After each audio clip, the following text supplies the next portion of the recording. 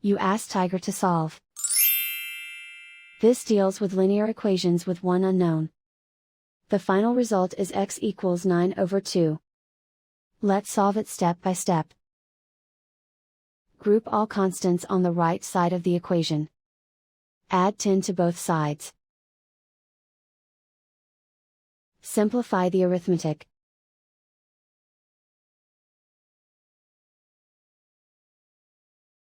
Isolate the x. Divide both sides by 4. Simplify the fraction. Find the greatest common factor of the numerator and denominator. Factor out and cancel the greatest common factor. And so the final result is x equals 9/2.